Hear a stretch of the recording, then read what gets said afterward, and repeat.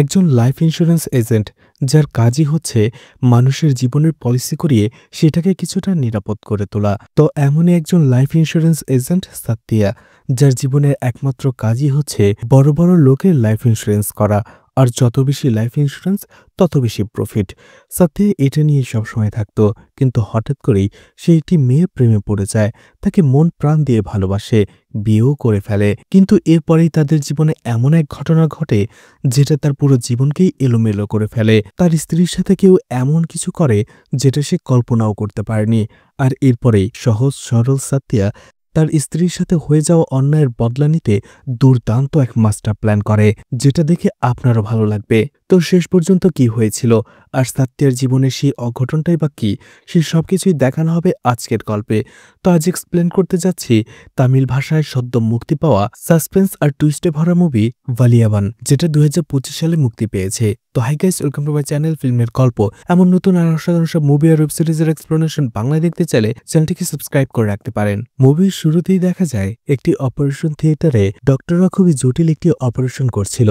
সেই ক্রিটিক্যাল অপারেশনে তারা পুরো হাঁপিয়ে গিয়েছিল, যেটাতে অনেক রিস্ক ছিল। আর এরপরেই সিন কাট হয়ে যায় আর প্রকাশকে ঘুম থেকে জেগে উঠতে দেখা যায়। আসলে অপারেশনের সেই দৃশ্যটা ছিল প্রকাশের একটা দুঃস্বপ্ন, আর সেই দুঃস্বপ্ন দেখেই ঘুম থেকে জেগে ওঠে প্রকাশ। তার চিৎকার শুনে প্রকাশের ওয়াইফও জেগে যায়। অবশেষে প্রকাশের ওয়াইফ তাকে শান্ত করে আবারও ঘুম পাড়িয়ে দেয়। পরের দিনই দেখা যায় লাইফ ইন্স্যুরেন্স এজেন্ট সাত্তিয়া প্রকাশের সাথে দেখা করতে আসে। আর আজকে প্রকাশের বার্থডে ছিল, আর এই জন্য সাত্তিয়া তাকে উইশ করে। কিন্তু এতে প্রকাশের মুখটা কালো হয়ে যায়। প্রকাশ একজন ক্যান্সারের রোগী, তাই এখন তার কাছে এই বার্থডের বিষয়টা একেবারেই মূল্যহীন, কারণ কিছুদিন পরে সে এমনিতেই মারা যাবে। এখন সে একজন মৃত্যু পথযাত্রী, তার জীবনে যে কোনো সময় যে কোনো কিছু হয়ে যেতে পারে, তাই তার জীবনে আবার বার্থডে কিসের। যাই হোক, সাত্তিয়া বুঝতে পেরে তাকে সরি বলে। সাত্তিয়া এরপরেই প্রকাশের কাছে সাইন চায়, যাতে করে ক্যান্সারের পলিসিটা ক্লেম হতে পারে। সাইন করতে করতে প্রকাশ বলে, তুমি যেদিন প্রথম আমার কাছে এসেছিলে আর আমার কাছে এই পলিসি বিক্রি করার চেষ্টা করেছিলে, তখন আমি কিছুটা অবাক হয়েছিলাম, কারণ আমি একজন ক্যান্সারের ডক্টর আর তুমি আমার কাছে এসেছিলে ক্যান্সারের রোগের পলিসি বিক্রি করতে। কিন্তু তারপরও তুমি সেদিন আমাকে বুঝিয়ে সেটাকে সাইনও করিয়ে ফেলেছিলে। যাই হোক, এটা আজকে কাজে লাগছে। আমার মনে একটা প্রশ্ন রয়েছে, এই লাইফ ইন্স্যুরেন্স হওয়ার গোলটা তোমার মধ্যে আসলো কি করে? তুমি কি কোনো পরিস্থিতির কারণে লাইফ ইন্স্যুরেন্স এজেন্ট হয়েছো নাকি অন্য কিছু? সাত্তিয়া বলে, না না, পরিস্থিতির শিকার নয়, বরং আমার ছোটবেলা থেকে ইচ্ছেই ছিল আমি একজন লাইফ ইন্স্যুরেন্স এজেন্ট হব। আসলে আমি ক্লাস যখন 10-এ পড়ি, তখন আমার বাবার এক বন্ধু তার কাছে আসে, আর সেও ছিল একজন লাইফ ইন্স্যুরেন্স এজেন্ট। তখন তার পেশাটা নিয়ে আমার একটু কৌতূহল হয়, আর এই জন্যই আমি তাকে জিজ্ঞেস করি। আর তখনই তার কাছ থেকে লাইফ ইন্স্যুরেন্স এজেন্টের পুরো বিষয়টা আমি জেনে ফেলি। বাবা সেই বন্ধু আমাকে বলেছিল, আমরা যদি এই পলিসি করে রাখি, তাহলে আমাদের ফ্যামিলিতে যে কোনো বিপদ আসুক না কেন, সেটার দায়ভার এবং ঝুঁকি আর টাকা পয়সা সবকিছুই বহন করবে এই পলিসি। আর সেই দিন থেকেই এই বিষয়টা আমার খুবই ভালো লেগেছিল, আর আমি তখন থেকেই ভেবে নিয়েছিলাম বড় হয়ে এই বিষয়ে আমি টপ করব। আর সেই ভাবনা থেকেই পড়াশোনা শেষ করে আমি নোরেক্স কোম্পানিতে লাইফ ইন্স্যুরেন্স এজেন্ট হিসেবে জয়েন করি।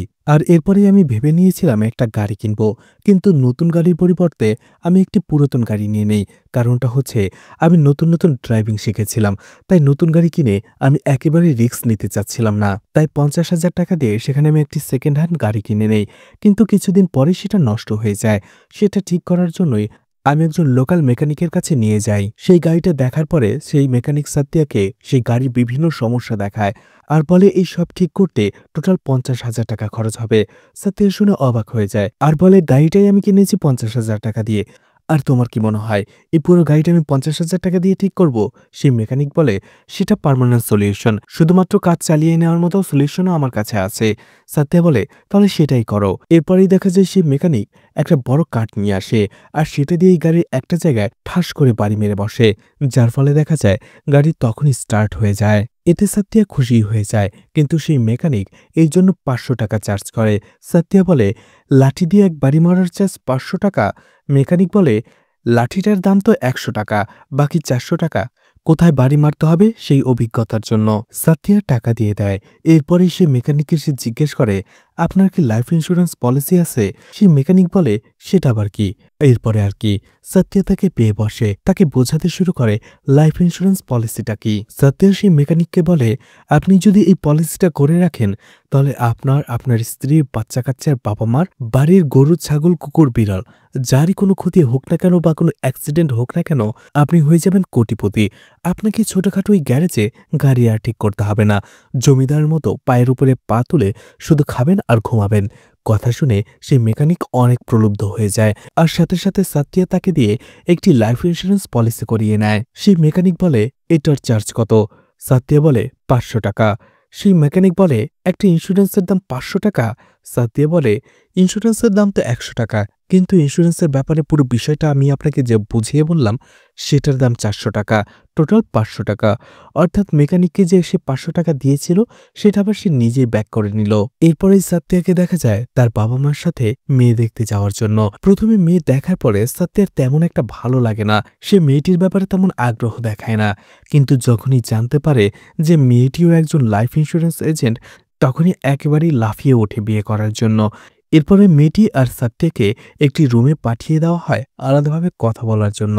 সেখানে যাওয়ার পরও মেয়েটিকে সাত্যা অন্য প্রশ্ন করা বাদ দিয়ে সেই লাইফ ইন্স্যুরেন্সের ব্যাপারে প্রশ্ন করতে থাকে, যাতে মেয়েটা একটু বিরক্ত হলেও সেও কথা বলছিল। কিন্তু তখনই দুজনের কথা থেকে তারা জানতে পারে তারা দুজনেই এখন একই লোককে সেই পলিসি করানোর জন্য ঘুরছে। এটা জানার পরে মেয়েটি এক মুহূর্ত দেরি না করে সেই ক্লায়েন্টকে কল করে এবং তাকে বুঝিয়ে সুঝিয়ে এবং বিভিন্ন সুযোগ সুবিধা দিয়ে নিজের কোম্পানির পলিসি নেওয়ার জন্য মানিয়ে নেয়। সাথেও কম চায় না, মেয়েটি ফোন কাটার সাথে সাথে সেও একই ক্লায়েন্টকে কল করে। সেই মেয়েটি সেই ক্লায়েন্টকে যেসব ফ্যাসিলিটি দিয়েছিল সাথেও তার থেকে একটু বাড়িয়ে বাড়িয়ে তাকে দেয়, আর যার ফলে সেই ক্লায়েন্ট সেই মেয়েটির পরিবর্তে সাথের কাছ থেকে পলিসি নিতে রাজি হয়ে যায়, আর এতে করে মেয়েটি হেরে যায়। আর এ কারণেই দুজনের মধ্যে একটা ঝামেলা তৈরি হয়, বিয়ের সম্বন্ধটা সেখানেই ভেঙে যায়। এই কথা শুনে কার না হাসি পাবে, ঠিক তেমনি প্রকাশেরও হাসি পেয়েছিল। এত কষ্টের মাঝেও প্রকাশ হাসে অনেক। এরপরে প্রকাশ বলে, এরপরে কি হয়েছিল? সাত্তিয়া বলে, এরপরেই আমার সাদামাটা জীবনটা রঙিন করতে আমার জীবনে চলে আসে প্রেরণা। এরপরেই সাত্তিয়া বলতে শুরু করে প্রেরণার ব্যাপারে। সাত্তিয়া একবার একজন ডান্স টিচারের বাসায় গিয়েছিল পলিসি করাতে, আর সেখানেই সে প্রেরণাকে দেখতে পায় প্রথমবারের মতো, যেও সেখানে নাচ শিখছিল। আর সে এত সুন্দর করে নাচছিল, প্রকাশ দেখার পরে চোখে ফেরাতে পারছিল না। এদিকে প্রেরণা সেখান থেকে নাচ শেষ করে বাড়ি ফেরার উদ্দেশ্যে স্কুটি নিয়ে রওনা হয়ে পড়ে, কিন্তু রাস্তার মাঝেই তার স্কুটিটি নষ্ট হয়ে যায়। প্রেরণা স্কুটি ঠিক করার জন্য চলে আসে একটি গ্যারেজে, কিন্তু সেখানের মেকানিকরা তখন কাজ শেষ করে মদের নেশায় ডুবেছিল। আর ওই সময়টাতে সুন্দরী একজন মেয়েকে দেখার পরেই তাদের উদ্দেশ্য খারাপ হয়ে যায়, তারা প্রেরণাকে নির্যাতন করার চেষ্টা করে। এদিকে রাস্তায় সাত্যের গাড়িটাও আবারও নষ্ট হয়ে যায়। সেই মেকানিকের কথা মতো বাড়ি মেরেও এবার গাড়িটা ঠিক হচ্ছিল না। সাত্যা তার গাড়িটাকে ঠেলতে ঠেলতে একটা গ্যারেজের কাছে নিয়ে আসে, আর তখনই গ্যারেজের সামনে সে প্রেরণার স্কুটি দেখতে পায়। এরপরে সে ভেতরে চলে আসে আর মেকানিককে বলে তার গাড়িটা নষ্ট হয়ে গেছে, কিন্তু তখনও তার হাতে সেই লাঠিটাই ছিল। দুর্ঘটনাক্রমে সেই লাঠি দিয়ে সেখানে থাকা একজন মেকানিকের গোপনাঙ্গে আঘাত লাগে, যার ফলে সে সেখানে আহত হয়ে পড়ে যায়। কিন্তু বাকি মেকানিকরা ভাবে সাত্যা তাকে ইচ্ছে করেই মেরেছে, আর সেখানে প্রেরণাকে সে হয়তোবা বাঁচাতে এসেছে। সেই লোকগুলো তাকে মারার জন্য তেড়ে আসলে সাত্যা তাকে বোঝায় সে তাকে মারতে আসেনি। ঠিক তখনই ঘটনাক্রমে সেই লাঠি দিয়ে তাদেরও আঘাত লেগে যায়। ঠিক তখনই সেখানে চলে আসে প্রেরণা, আর প্রেরণাও একই কথা ভাবতে থাকে যে সাত্যা তাকে বাঁচাতে এসেছে। সাত্যা যখনই প্রেরণাকে দেখে তখনই সে ভাব নিতে শুরু করে, আর সে ইচ্ছে করে সেই লোকগুলোকে মারার চেষ্টা করে। কিন্তু সেই মেকানিকগুলো যখন সবাই একসাথে হয়ে সাত্যাকে মারতে যাবে, ঠিক তার আগ মুহূর্তেই তাদের নেশা এতটাই বেড়ে যায় তারা সেখানেই অজ্ঞান হয়ে পড়ে যায়। অন্যদিকে প্রেরণা ভাবে সাত্যা সবাইকে মেরে সেখানে আহত করে ফেলেছে, আর সাত্যাও সেই ক্রেডিটটা নিজেই নিয়ে নেয়। এরপরেই সাত্যা প্রেরণাকে নিজের গাড়িটি দিয়ে বলে তাকে চলে যাওয়ার জন্য, আর সে প্রেরণার স্কুটি ঠেলতে ঠেলতে প্রেরণার বাড়িতে দিয়ে আসে। আর আসার সময় সে নিজের ভিজিটিং কার্ডটা সাত্যাকে দেয় আর বলে সে একজন লাইফ ইন্স্যুরেন্স এজেন্ট, তার যদি কোনো পলিসি লাগে সে যেন সাত্যাকে কল করে। পরদিন সকালবেলাতে সাত্যের মা যখন তাকে ট্রিটমেন্ট করছিল তার আঘাতগুলোতে, তখনই সেখানে প্রেরণা চলে আসে। আসলে প্রেরণা সাত্যাকে ফোনে না পেয়ে তার বাড়িতেই সরাসরি চলে এসেছে তাকে ধন্যবাদ জানানোর জন্য। সাত্যের মা যখন পুরো বিষয়টা জানতে পারে তখন সে রেগে যায়, আর সাত্যাকে বলে তোমার কি দরকার ছিল হিরোগিরি দেখানোর জন্য, যদি তোমার কিছু হয়ে যেত।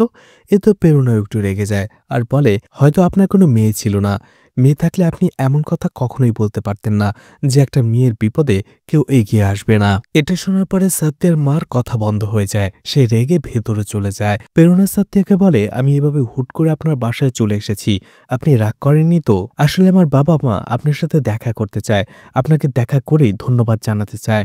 আপনি একবার ফিট হয়ে নিন, তারপরে দেখা করবেন। সাত্যা বলে, আমি ফিট হয়ে আছি, কিন্তু তখন তার গায়ে ঠিকঠাক জামা কাপড়ও ছিল না। এটা যখন সাত্যা দেখে লজ্জা পেয়ে যায়, আর এরপরে ঠিকঠাকভাবে রেডি হয়ে প্রেরণার সাথে চলে যায় তার বাবা মার সাথে দেখা করতে। এরপরেই সাত্যা বলে, আপনি আমার মায়ের কথা কিছু মনে করবেন না, আসলে উনি একটু এমনই, আর আমাকে একটু বেশি ভালোবাসে। প্রেরণা বলে, আমি বুঝতে পেরেছি। এরপরেই সাত্যা প্রেরণার বাবা মার সাথে দেখা করে। প্রেরণার বাবা মা সাত্যাকে অন্তরস্থল থেকে ধন্যবাদ জানায়, আর সেখানেই তারা প্রেরণার বার্থডে একসাথে সেলিব্রেট করে। এছাড়া কেকের প্রথম পিসটাও সাত্যাকেই আগে খাইয়ে দিতে বলে, কারণ প্রেরণার বাবা মা মনে করে সাত্যার জন্যই আজকে তারা তার মেয়ের বার্থডেটা হাসি খুশিভাবে সেলিব্রেট করতে পারছে। এরপরই প্রেরণার বাবা সাত্যাকে জিজ্ঞেস করে, তোমার বার্থডে কবে? সাত্যা বলে, আজকেই, কিন্তু আমি আমার বার্থডে সেলিব্রেট করি না।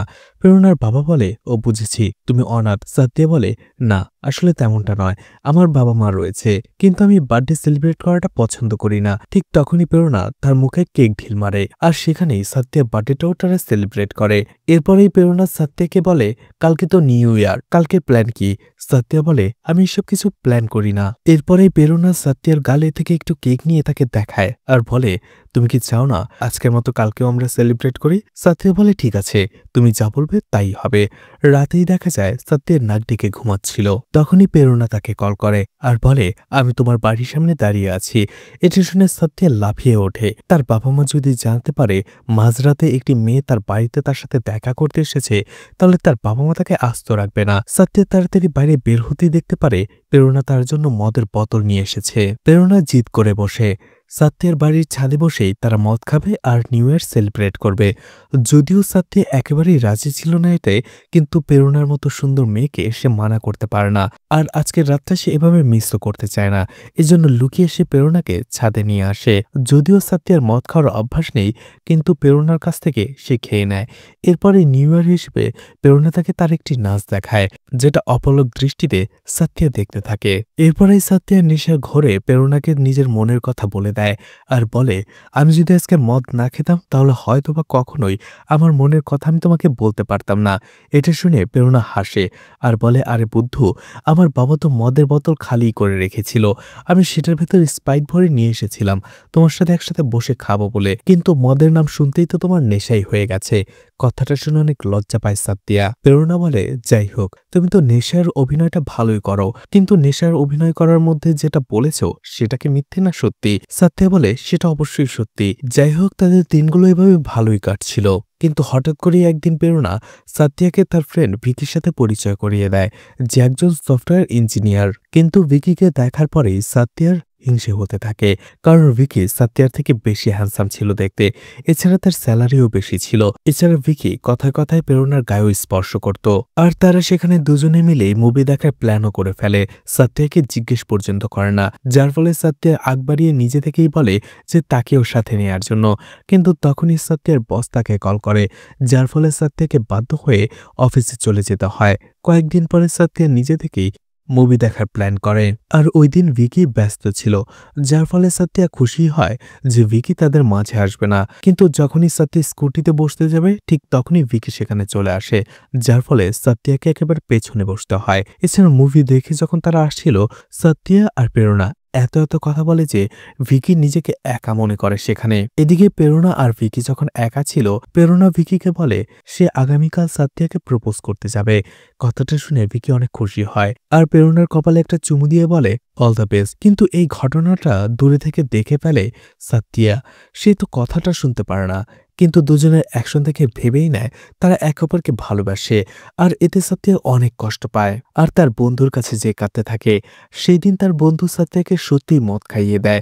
মদের নেশায় মাতাল হয়ে যায় সাত্যা, আর মদের বোতল নিয়ে চলে আসে প্রেরণার ডান্স একাডেমিতে। কিন্তু সেখানে যাওয়ার পরেও সে প্রেরণা আর ভিকিকে একই সাথে দেখতে পায়। ভিকি প্রেরণাকে কোলে তুলে ঘোরাচ্ছিল, এটা দেখে সাত্যা আরো কষ্ট পায়, আর সেই মদের বোতলটা নিজের হাতেই ভেঙে ফেলে। কাঁচ ভাঙার শব্দ শুনতে পেয়ে তারা সাত্যের কাছে চলে আসে। দেখা যায় সাত্যের হাতটা অনেকটা জ্বলে গিয়েছিল। আর তখনই ভিকি দেখতে পায় সাত্যে যে বোতলটা নিয়ে এসেছিল সেটা ছিল অ্যাসিডের। ভিকি ভাবতে থাকে সে প্রেরণাকে অ্যাসিড দিয়ে পুড়িয়ে দেওয়ার জন্যই এটা নিয়ে এসেছিল, আর এই জন্য সে সাত্যকে মারতে শুরু করে। এদিকে এটা দেখে প্রেরণা কেঁদে দেয় আর কাঁদতে কাঁদতেই সাত্যের হাতে ব্যান্ডেজ করে দেয়। এরপরে সাত্যে প্রেরণা এবং ভিকির কাছ থেকে যখন জানতে পারে যে তাদের দুজনের মধ্যে কোনো ভালোবাসার সম্পর্ক নেই, তারা দুজনে শুধুমাত্র ভালো বন্ধু, তখন সাত্যও কাঁদতে থাকে আর প্রেরণার পায়ে পড়ে ক্ষমা চায়। সত্য বলে, তুমি আমার জীবনে আসার আগে আমি আমার ইমোশনগুলোকে কন্ট্রোল করতাম, কিন্তু তুমি আমার জীবনে আসার পরে থেকে আমার ইমোশনগুলো আমাকে কন্ট্রোল করে। আর আমি অ্যাসিড নিয়ে আসিনি তোমাকে পোড়ানোর জন্য। প্রেরণাও বলে, আমি জানি যেখানে ভালোবাসা থাকবে সেখানে হিংসেটাও থাকবে, আর আমি তোমাকে ভালোবেসেছি শুধু তোমার ভালো দিকটা দেখে নয়, তোমার সব দোষগুণ মেনে নিয়ে আমি তোমাকে ভালোবেসেছি। এছাড়া আমি এটাও জানি যে অ্যাসিডের বোতলটা তুমি ইচ্ছে করে আনোনি, আসলে নেশার ঘোরে মদের বোতল ভেবেই তুমি সেটা নিয়ে এসেছিলে। আর এরপরেই তারা একে অপরকে ভালোবাসার কথা বলে। সবকিছু শোনার পরে প্রকাশ বলে, শুনে অনেক ভালো লাগলো, তুমি শুধু এতদিন আমাকে আসার কথা বলেছ, এটা হবে ওটা হবে, কিন্তু আজকে অনেকদিন পরে তুমি আমাকে এমন কিছু কথা বললে যেটা শুনে আমার খুবই ভালো লাগলো। তোমার এই অসাধারণ ভালোবাসার গল্পে হ্যাপি এন্ডিংটা শুনে খুবই ভালো লাগলো আমার। সাতিয়া বলে, আপনি এটাকে হ্যাপি এন্ডিং বলছেন, আসল ঘটনা তো এখন বাকিই রয়েছে। তখনই পদ্মার কাছে ডক্টরের কল আসে। আজকে আসলে প্রকাশকে ডক্টর দেখানোর কথা। পদ্মার ডক্টরকে বলে, আমাদের একটু লেট হয়ে গেছে, আমরা এখনই আসছি। প্রকাশ বলে, সরি সাতিয়া, আজকে তোমার গল্পটা আমি শুনতে পারছি না, কিন্তু তোমার এই পুরো গল্পটা আমি অন্য একদিন শুনবো। এছাড়া প্রেরণার কোনো ফটো আছে তোমার কাছে? ওর গল্প শুনে ওকে অনেক দেখতে ইচ্ছে হচ্ছে আমার। সাতিয়া বলে, ফটো কেন দেখতে হবে, ও তো আমার জন্য গাড়িতে বাইরেই অপেক্ষা করছে, দাঁড়ান আমি কল করে ওকে আসতে বলছি। তখনই প্রেরণা সেখানে চলে আসে। সাতিয়া তার মাথার টুপিটা খুলে দেয়। দেখা যায় প্রেরণার মাথায় একটাও চুল ছিল না, অর্থাৎ প্রেরণাও ক্যান্সার পেশেন্ট। আর প্রেরণাকে দেখার সাথে সাথেই প্রকাশের হার্ট অ্যাটাক চলে আসে, সে সেখানেই পড়ে যায়। এরপরেই সিন কাট হয়ে চলে যায় 7 দিন পরে, যেখানে আবারও পদ্মা, সাতিয়া এবং প্রকাশ ছিল। পদ্মা সাতিয়াকে ধন্যবাদ জানায়, কারণ সেই দিন সাতিয়া প্রকাশকে হসপিটালে নিয়ে যাওয়ার জন্য অনেক সহায়তা করেছে। সাতিয়া এরপরেই প্রকাশকে জিজ্ঞেস করে, আপনি ওইভাবে পড়ে গেলেন কেন? তখনই পদ্মা বলে, আসলে আমার হাজব্যান্ডের কেমোথেরাপির সাইড এফেক্ট দেখা দিয়েছে। প্রকাশ সাতিয়াকে জিজ্ঞেস করে, তুমি যখন প্রথমবার প্রেরণার ক্যান্সারের কথা জানতে পারলে তখন তোমার রিয়াকশন কি ছিল? সাতিয়া বলে, মেয়েরা সবসময় একটু লুকানো স্বভাবের হয়, যেমন মায়েরাই ধরুন না কেন, যদি তার 100 ডিগ্রি জ্বর থাকে তাহলে সে সবসময় 50 ডিগ্রি বলে, ঠিক তেমনি প্রেরণা তার ভালোবাসার মানুষকে তার এই রোগের কথাটা কিভাবে বলবে। অর্থাৎ প্রেরণা সাত্যাকে কিছুই বলেনি। প্রেরণার ব্রেস্ট ক্যান্সার হয়েছিল, আর সেটাও অ্যাডভান্স স্টেজে। আর এরপরেই কেমোথেরাপি নিতে নিতে তার চুল সবগুলো পড়ে গিয়েছিল, আর তখনই সাত্য়া পুরো বিষয়টা জানতে পারে। এদিকে প্রেরণার ক্যান্সারের চিকিৎসা হচ্ছিল প্রকাশেরই হসপিটালে। সাতিয়া যখন প্রথম জানতে পারে তখন কাঁদতে কাঁদতে সে পাগল হয়ে যায়। আর এরপরেই দুই পরিবারের সম্মতিতে সাতিয়া প্রেরণাকে বিয়ে করে, যদিও প্রেরণা বাধা দিয়েছিল আর সাতিয়াকে বলেছিল এটা খুব রিস্কি হয়ে যাবে, সে জানে না সে কতদিন বেঁচে থাকবে, এমন অবস্থায় তাকে বিয়ে করা কি ঠিক হবে। কিন্তু সাতিয়া কথা শোনেনি, সে তার ভালোবাসার মানুষকে তার জীবনের শেষ কয়েকটা দিনে তার সাথেই রাখতে চেয়েছিল। আর বিয়ের পরে থেকেই সাতিয়া প্রেরণাকে অনেক সেবা যত্ন করে, সবসময় তার পাশে থাকে। কথাগুলো শুনে পদ্মা আর প্রকাশ দুজনেই খুব খুশি হয়। এরপরেই সাতিয়া দুজনকেই প্রেরণার ডান্স প্রোগ্রামে আসার জন্য ইনভাইট করে। এদিকে দেখা যায় সেই ডান্স প্রোগ্রামে সাতিয়া প্রেরণাকে উৎসাহিত করছিল যে সবকিছু ঠিক হয়ে যাবে আর সে খুব ভালো ডান্স করবে। ঠিক তখনই পদ্মা সাতিয়াকে কল করে আর বলে প্রকাশের মুড ঠিক নেই, আজকে তারা আসতে পারবে না। এই জন্য সাতিয়া চলে আসে প্রকাশের বাসায়। তখনই পদ্মা কিছু একটা কাজ করতে গিয়েছিল, তাই তারা দুজনে বসে সেখানে কথা বলছিল। দেখা যায় প্রকাশ সেখানে সিগারেট খাচ্ছিল। সাতিয়া তাকে বলে, স্যার আপনি তো জানেন স্মোকিং এর কারণে ক্যান্সার হয়, আপনার স্মোকিং করা ঠিক নয়। প্রকাশ বলে, আগে আমি কখনো স্মোক করতাম না, কিন্তু দেখো তারপর আমার ক্যান্সার হয়ে গেছে, তাই এখন জেদের বসে স্মোক করি। সাতিয়া বলে, আমার মনে হচ্ছে আপনি বোর হচ্ছেন, ঠিক আছে আমি আমার আরো একটা ঘটনা বলি যেটার মধ্যে অনেক টুইস্ট রয়েছে। আমার বস আমাকে একটি লোকের কাছে পলিসি বিক্রি করার জন্য পাঠায়, কিন্তু আমার সেখানে যাওয়ার পরে ভয়ে হাত পা কাঁপছিল, কারণ সেই লোকগুলো মাস্তান টাইপের ছিল। আর সেখানে যাওয়ার পরে যখন আমি দেখতে পাই একটি লোকের পেটে চাকু ঢোকানো ছিল, সে ব্যথায় যন্ত্রণায় কাতরাচ্ছিল, আর সেখানে 3 জন লোক দাঁড়িয়ে কথা বলছিল, আমি প্রচন্ড ভয় পেয়ে যাই। আর ঠিক তখনই সেখানে আমি একটা আইডি কার্ড দেখতে পাই, যেটা ছিল ডক্টর রুদ্রার। আর এই ডক্টর রুদ্রাকেই তারা অপহরণ করে এখানে নিয়ে এসেছিল। এরপরে 3 জন লোক সেখান থেকে আশেপাশে চলে যায়, আর সুযোগ বুঝে সাত্তিয়া সেই ডক্টর রুদ্রাকে তার সাথে নিয়ে আসে, নিজের বাড়িতে নিয়ে আসে, তার ট্রিটমেন্ট করে। এরপরে যখন রুদ্রার জ্ঞান ফেরে, সে দেখতে পায় সে সাত্তিয়ার বাড়িতে রয়েছে, আর এই বাড়িটা সাত্তিয়া আর প্রেরণার। রুদ্র প্রেরণাকে দেখে অবাক হয়ে যায়, তাকে অন্য রুমে পাঠিয়ে দেয়। এরপরেই কাঁদতে শুরু করে। সাত্তিয়া তাকে জিজ্ঞেস করে কি হয়েছে।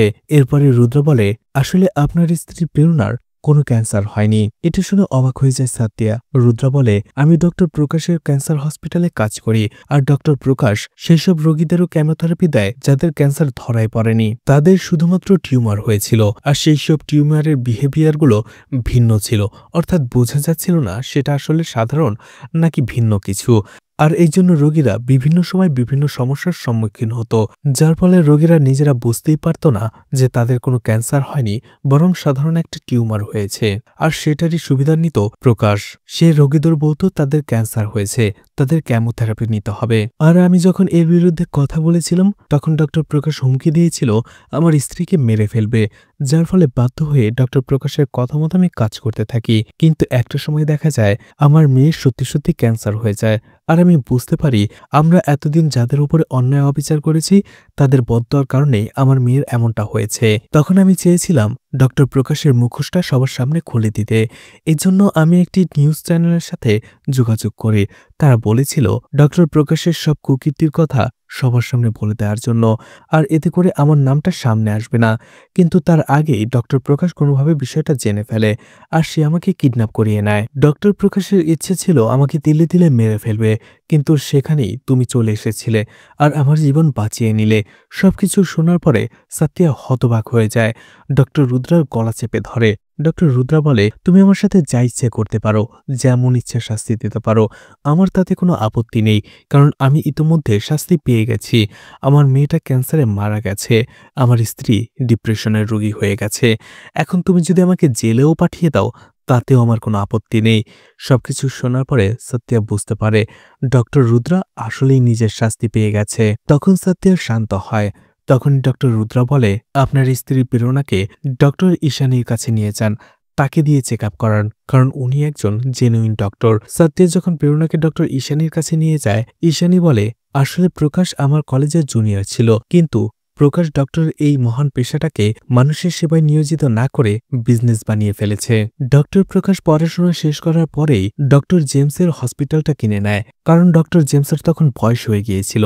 এই জন্যই সে তার হসপিটালটা বিক্রি করতে চেয়েছিল, আর এই সুযোগে ভালো পরিমাণ টাকা দিয়ে ডক্টর প্রকাশ সেটা কিনে নেয়। কিন্তু সেই ডিলের একেবারে শেষ মুহূর্তে ডক্টর জেমস এই ডিলটা ক্যান্সেল করে দেয়, কারণ তার সাথে একটি চাইনিজ মেডিকেল টিমের মিটিং হয়েছিল। তারা চাইছিল এই হসপিটালটাকে তারা ক্যান্সারের রিসার্চ ইনস্টিটিউট হিসেবে ব্যবহার করবে। প্রকাশ রেগে যায়, বলে, আপনার কি হার্ট অ্যাটাক হয়েছিল নাকি মাথায় সমস্যা? আপনি এসব কি বলছেন? জেমস বলে, আসলে রোগী হওয়ার আগ পর্যন্ত বোঝা যায় না যে একটা রোগীর পরিবার এবং রোগীর মধ্যে কতটা প্রেসার পড়ে, কতটা মানসিকভাবে তারা ভেঙে পড়ে। আর আমি চাই আমার এই হসপিটাল থেকে ক্যান্সারের রিসার্চ করা হোক, ক্যান্সার থেকে কিভাবে মানুষকে বাঁচানো যায় আমি চাই সেটাই এখানে হোক। কিন্তু প্রকাশ বলে সেটা হবে না, কারণ ক্যান্সার নিয়ে রিসার্চ করলে যে টাকা প্রফিট হবে, ক্যান্সারের চিকিৎসা করলে তার থেকে কয়েক গুণ বেশি প্রফিট হবে, আর এই সুযোগটা আমি মিস করব না। এদিকে আসলে ডক্টর জেমস প্রকাশের সাথে আগেই ডিলটা করে ফেলেছিল, আর ডক্টর জেমস চাইছিল এখন সেই ডিলটা ক্যান্সেল করার জন্য, কিন্তু ডক্টর প্রকাশ সেটা করবে না, যার ফলে বাধ্য হয়ে হসপিটালটা ডক্টর প্রকাশের হাতে তুলে দেয় ডক্টর জেমস। আর সেই হসপিটালে যারা কাজ করতো আগে থেকেই, তারাও বাধ্য হয়ে ডক্টর জেমসের আন্ডারেই কাজ করতে থাকে। আর সেই সব লোকদের মধ্যে ডক্টর ঈশানীও ছিল। কিন্তু ডক্টর ঈশানী যখনই জানতে পারে যে ডক্টর প্রকাশ ক্যান্সার পুরোপুরিভাবে ধরা পড়ার আগেই সেসব রোগীদের কেমোথেরাপি দিচ্ছিল, কারণটা হচ্ছে কেমোথেরাপিতে বেশি বিল আসছিল, আর এতে ডক্টর প্রকাশের ফায়দাটাও বেশি। তখন সে ডক্টর প্রকাশের সাথে সরাসরি কথা বলে। ডক্টর প্রকাশ বলে, আপনি আমাদের হসপিটালের সবথেকে ভালো ডক্টর, আপনি আমার কথা মতো কাজ করে যান, আমি আপনাকে মালামাল করে দেব। কিন্তু ডক্টর ঈশানী পুলিশের কাছে যেতে চাইছিল। ডক্টর প্রকাশ তখন বলে, ঠিক আছে, যান, আমি আপনাকে বাধা দেব না। কিন্তু আপনি আপনার পরিবার এবং পরিবারের মানুষজনের কথা তো ভাবুন। তাদের যদি কিছু হয়ে যায় তখন কি হবে? এছাড়া এই হসপিটালে এতদিন ধরে যারা কাজ করছে তারা জেনে হোক বা না জেনে হোক এই স্ক্যামের সাথে জড়িয়ে পড়েছে। তাই আমার যদি কিছু হয় তাহলে তাদেরও শাস্তি হবে। যার ফলে তখন ডক্টর ঈশানী পুলিশের কাছে আর যেতে পারেনি। কিন্তু সেই হসপিটাল থেকে সে চাকরি ছেড়ে চলে এসেছিল। এরপরে সে নিজেই নিজের একটা ছোট ক্লিনিক খুলে বসে। সেখানে সে রোগীদের চিকিৎসা করে ঠিকঠাকভাবে। এদিকে সাথ্যিয়া এবং প্রেরণা যখন ডক্টর ঈশানীর মাধ্যমে ডক্টর প্রকাশের হসপিটালের আসল এবং ভয়ঙ্কর রূপটা জেনে যায়, তারা দুজনে কি করবে বুঝতে পারছিল না। তারা একটা বিষয় নিয়ে খুশি ছিল যে প্রেরণার ক্যান্সার হয়নি, ছোট্ট শুধুমাত্র একটা ব্রেস্ট ক্যান্সার হয়েছিল, যেটা ওষুধ এবং ছোট একটা অপারেশনের মাধ্যমে ভালো হয়ে যাবে। কিন্তু আরও একটা কারণ ছিল যেটা তাদেরকে একেবারেই ভেঙে দিয়েছিল। আসলে যখনই প্রেরণার এবং সাথ্যের বিয়ে হয়েছিল ওই সময়টাতে প্রেরণার বাবা হার্ট অ্যাটাকে মারা গিয়েছিল। আসলে প্রেরণার বাবা এটা সহ্য করতে পারেনি যে তার আদরের একমাত্র মেয়ে তার আগেই ক্যান্সারের কারণে মারা যাবে। প্রেরণার তো এখন আর ক্যান্সার হয়নি, কিন্তু তার বাবাকে তো সে আর ফিরিয়ে আনতে পারবে না। প্রেরণা কাঁদতে কাঁদতে সাথ্যকে বলে, তুমি প্রকাশকে ছেড়ো না। কিন্তু সাথ্য বুঝতে পেরেছিল প্রকাশের মতো এত বড় লোকের পেছনে লাগলে সে কোনোভাবেই পারবে না। এই জন্য সে কিছুদিন অপেক্ষা করে সঠিক সুযোগের জন্য। কয়েকদিন পরে সাথ্যা প্রকাশের অ্যানুয়াল হেলথ রিপোর্টটা পেয়ে যায়, কারণ সাথ্যা একবার প্রকাশের সাথে দেখা করেছিল তার লাইফ ইন্স্যুরেন্স পলিসি করানোর জন্য। আর সেখান থেকেই সে রিপোর্টটা পেয়ে যায়। আর সেই রিপোর্টের ভেতরে সে দেখতে পায় প্রকাশের গলায়ও একটা টিউমার রয়েছে। আর সেই রিপোর্ট যখন সে ঈশানীকে দেখায়, ঈশানী বলে এটাও ঠিক একই রকম একটা টিউমার, যেটা আনআইডেন্টিফাইড, সেটার ব্যবহার ভিন্ন। এটা দেখে কেউ আইডেন্টিফাই করতে পারবে না এটা সাধারণ টিউমার নাকি ক্যান্সার। এরপরে সাথ্যা ঈশানীকে বলে, আপনি একজন জেনুইন ডক্টর, আর আমার মনে হয় ডক্টর প্রকাশ তার চিকিৎসার জন্য আপনার কাছে আসবে। ডক্টর প্রকাশকে তার কৃতকর্মের শাস্তি দেওয়ার জন্য এখনই সঠিক সময়। তার পাপের শাস্তি তার মতো করেই দিতে হবে। তখন ঈশানী বলে, আমি যদি প্রকাশের মতোই কাজ করি তাহলে প্রকাশ আর আমার মধ্যে পার্থক্যটা কি রইল? সাথ্যা বলে, দেখুন, মুভিতে হিরো আর ভিলেন দুজনেই মানুষ মারে। ভিলেন ভালো মানুষদের মারে আর হিরো মারে খারাপ মানুষদের। তাই খারাপ লোকদের মারা অতটা পাপের কাজ হবে না। ওদেরও বোঝার দরকার আছে যে ওদের সাথে কেউ এমনটা করলে ওদের কেমন লাগতে পারে। ঠিক তখনই সাথ্যার ধারণাটাই ঠিক হয়। প্রকাশ কল করে ঈশানীকে আর বলে তার রোগের চিকিৎসা করানোর জন্য। প্রকাশ বলে, যদিও আমাদের মধ্যে একটু পার্সোনাল শত্রুতা রয়েছে, কিন্তু তারপরও আমরা দুজনেই তো ডক্টর। একজন যদি আরও একজনের বিপদে পাশে না দাঁড়ায় তাহলে কি করে হবে? আমার হসপিটালের ডক্টরের উপর আমার ভরসা নেই, তাই আমি চাই আপনি আমার ট্রিটমেন্ট করুক। ঈশানী রাজি হয়ে যায়। আর সাথ্যার কথা মতো ঈশানী প্রকাশকে বলে কেমোথেরাপি নেওয়ার জন্য। এটা শুনে সে একেবারেই ভেঙে পড়ে। পদ্ম প্রকাশকে বলে, তুমি টেনশন করো না, আমরা জার্মানিতে চলে যাব, আর সেখানে তোমার ক্যান্সারের চিকিৎসা খুব ভালোভাবে করব। আর প্রকাশ এই বিষয়টা নিয়ে জেমসের সাথে কথা বলে। জেমসও এই সুযোগটা কাজে লাগিয়ে এই নিউজটা মিডিয়াতে ভাইরাল করে দেয়। তখন মিডিয়াতে এই নিউজটা ফলো করে প্রচার করতে থাকে। সেখানে বলা হয় ডক্টর প্রকাশ, যার নিজেরই ক্যান্সার স্পেশালিস্ট একটা হসপিটাল রয়েছে, আর সেখানে বিভিন্ন ক্যান্সার পেশেন্টরা চিকিৎসা নেয়। অথচ যখন ডক্টর প্রকাশের ক্যান্সার ধরা পড়ল সে চিকিৎসা নিতে জার্মানিতে চলে যাচ্ছে। কিন্তু কেন? তার কি নিজের হসপিটালের উপরে ভরসা নেই? এখন তার নিজেরই যদি হসপিটালের উপরে ভরসা না থাকে তাহলে মানুষ কেন টাকা পয়সা নষ্ট করে জীবনের ঝুঁকি নিয়ে তার হসপিটালে ক্যান্সারের চিকিৎসা নেবে? মিডিয়ার লোকেরা বারে বারে প্রকাশকে কল করতে থাকে, যার ফলে প্রকাশ বাধ্য হয়ে নিজের হসপিটাল বাঁচানোর জন্য মিডিয়ার সামনে বলে দেয় সে তার ক্যান্সারের ট্রিটমেন্ট নিজের হসপিটালেই করবে। মিডিয়ার সামনে সে বলে, আমার হসপিটালই ক্যান্সারের জন্য বেস্ট, আর আমি আমার হসপিটাল থেকেই কেমোথেরাপি নিব, চিকিৎসা নেব। মিডিয়ার লোকেরা তখন বলতে থাকে, আপনার চিকিৎসাটা আমরা লাইভ দেখতে চাই। আপনি কি সত্যি আপনার হসপিটালকে ভরসা করেন নাকি শুধুমাত্র বলার জন্য বললেন? ফলে বাধ্য হয়ে মিডিয়ার সামনে লাইভেই প্রকাশকে তারই হসপিটালে কেমোথেরাপি নিতে হয়। এসব কথা যখন শুনে প্রকাশ হতবাক হয়ে যায়। প্রকাশ বলে, ঈশানী এটা কিভাবে করতে পারলো? ও তো একজন ভালো ডক্টর। তখনই সাথ্যা ঈশানীকে কল করে। ঈশানী প্রকাশকে বলে, তুমি এখন শুকর আদায় করো, তোমার স্ত্রীর সামনে তোমার মুখোশটা উন্মোচন করেনি। পদ্মা এটা মেনে নিতে পারবে যে তোমার ক্যান্সার হয়েছে, কিন্তু এটা মেনে নিতে পারবে না যে তুমি নিজেই একটা ক্যান্সার, যে মানুষের ফ্যামিলিকে তিলে তিলে শেষ করে দেয়। ফোন কাটার পরে প্রকাশ সাথ্যাকে বলে, তুমি আমার সাথে কেন এমনটা করলে? তুমি আমাকে মেরে ফেলতে পারতে। সাথ্যা বলে, মনে তো চেয়েছিল তোকে টুকরো টুকরো করে কেটে কুকুরকে দিয়ে খাইয়ে দেই, কিন্তু আমি তো তোমার মতো ক্রিমিনাল নই। প্রকাশ বলে, ঠিক আছে, তুমি আমার সাথে যেটা করেছো সেটাই ঠিক করেছো। আমার সাথে এমনটাই হওয়া দরকার।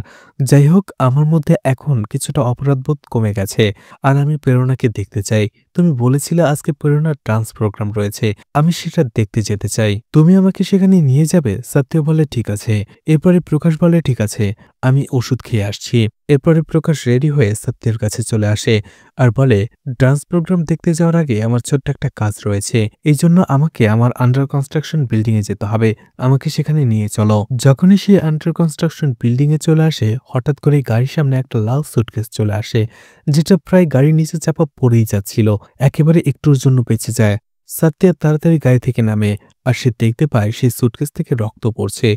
সে তাড়াতাড়ি সুটকেসটা খোলে। সুটকেসটা খুলতেই সত্য অবাক হয়ে যায়, কারণ সেখানে প্রেরণা ছিল। আর এটা দেখে সে অবাক হয়ে যায়। প্রকাশ আসলে তার লোকদের দিয়ে প্রেরণাকে কিডন্যাপ করিয়ে নিয়েছিল। আর প্রকাশের ভালো হওয়ার যে অভিনয়টা ছিল সেটা ছিল শুধুই একটা ফাঁদ। প্রকাশ প্রেরণার নার্ভ চেক করে বলে, "ও তো মারা গেছে। এখন তুমি কি করে থাকবে?" এটি শুনে কান্নায় ভেঙে পড়ে সাতিয়া। প্রেরণার লাশটা কোলে নিয়ে এসে কাঁদতে থাকে আর বলতে থাকে, "প্রভু, এটা তোমার কেমন বিচার? তুমি প্রেরণাকে আমার কাছ থেকে এভাবে নিয়ে যেতে পারো না।" সাত্য যখন কাঁদছিল, একটু পরে সে দেখতে পায় প্রেরণার নিঃশ্বাস ফিরে এসেছে, অর্থাৎ সে মারা যায়নি। ঠিক ওই সময়টাতে প্রকাশ রেগে যায় এবং তার লোকদের বলে গুলি করে দুজনকেই মেরে ফেলতে। ঠিক তখনই সেই লোকরা বলে, "আমাদের কাজ শুধু অপহরণ করা, গুলি করে মেরে ফেলা নয়। আর তুমি নিজেই লোকটার সুবিধের নয়। এর আগে যখন ডক্টর রুদ্রাকে আমাদের দিয়ে অপহরণ করিয়েছিলে, তখন আমার অজান্তেই আমাদের এক লোককে টাকা দিয়ে তুমি ডক্টর রুদ্রার পেটে ছুরি ঢুকিয়ে দিয়েছিলে। আর আমি যখন তাকে এই কথাটা জিজ্ঞেস করলাম, সেও আমাকে কিছু না বলে আমার পায়ে ছুরি ঢুকিয়ে দিয়ে সে পালিয়ে গিয়েছিল। আমি আহত অবস্থায় পড়েছিলাম। তখন এই সাথীই আমাকে সাহায্য করেছিল। আমার তো মনে চাইছে তোমাকেই মেরে ফেলি, সেটাই ভালো হবে।" তখনই দুইজন লোক প্রকাশকে আটকে ফেলে। প্রকাশ বলে, "এটা তো ঠিক হয়নি। তুমি যদি পুরুষ হয়ে থাকো তাহলে আমার সাথে লড়াই করো। গুন্ডাদের দিয়ে আমাকে এভাবে আটকে রেখে মেরে ফেললে কি তুমি হিরো হয়ে যাবে?" সাতিয়া বলে, "আমি প্রেরণাকে যতটা ভালোবাসি তোকে ততটাই ঘৃণা করি।" সাতিয়া প্রেরণাকে বলে, "তুমি আমাকে অনুমতি দাও, আমি ওকে শিক্ষা দিয়ে ছাড়বো।" প্রেরণাও রাজি হয়ে যায়। আর এরপরেই দুজনের মধ্যে ফাইট হয়। দুর্ধর্ষ ফাইটে কোনোভাবেই সাতিয়া পেরে উঠছিল না প্রকাশের সাথে, কারণ সাতিয়া আগে কখনোই এভাবে মারপিট করেনি। অন্যদিকে প্রকাশ ছিল ছোটবেলা থেকেই ডানপিটে, আর কলেজ ভার্সিটিতে সে এসব করেই বেরিয়েছে। প্রকাশ সাত্যাকে মারতে মারতে একটা সময় তার গলা চেপে ধরে। অন্যদিকে যখনই প্রেরণা বা সেই লোকটা তাকে বাঁচাতে আসবে, প্রকাশ বলে যদি কেউ সাত্যাকে সাহায্য করে তাহলে সাতিয়া হেরে যাবে। সাতিয়া কি করবে বুঝতে পারে না। ঠিক তখনই সে জোরে প্রকাশের হার্টে আঘাত করে। কেমোথেরাপি নিতে নিতে প্রকাশের হার্ট এমনি দুর্বল হয়ে গিয়েছিল, আর বারবার সেখানে আঘাত করাতে প্রকাশের হার্ট অ্যাটাক হয় আর সে সেখানেই মারা যায়। এতে সাথে অনেক ভয় পেয়ে যায়, কিন্তু সেই লোকগুলো প্রকাশের বডিটাকে সেই লাল সুটকেসে ভরে ফেলে। সেই লোকটা সাত্যাকে বলে, "এই লাশ নিয়ে আপনি চিন্তা করবেন না। এই লাশটা আমরা এমনভাবে এমন জায়গায় ফেলবো কেউ কখনো এটাকে খুঁজেও পাবে না।" আর অবশেষে সাত্য আর প্রেরণা অনেক বাধা অতিক্রম করার পরে আবারও একে অপরকে জড়িয়ে ধরে। আর এর কিছুদিন পরেই দেখা যায় আবারও প্রেরণা আগের রূপে ফিরে এসেছে। তারা সুন্দর স্বাভাবিক জীবনযাপন করছে। আর এখানেই মুভিটি শেষ হয়ে যায়। আসলে লোভ মানুষকে অন্ধ করে দেয়, আর লোভের বশবর্তী হয়ে মানুষ এমন এমন নিকৃষ্ট কাজ করে যেটা কল্পনারও বাইরে। তো মুভিটি আপনাদের কেমন লেগেছে কমেন্ট করে জানাতে পারেন। আর মুভিটা ভালো লাগলে লাইক, কমেন্ট, শেয়ার করে পাশে থাকতে পারেন। তো আজকের মতো বিদায় নিচ্ছি। আবারও দেখা হবে নতুন কোনো মুভি বা ওয়েব সিরিজ নিয়ে। ততক্ষণ পর্যন্ত ভালো আর সুস্থ থাকবেন সবাই। আজকের মতো বিদায় নিচ্ছি। আল্লাহ হাফেজ।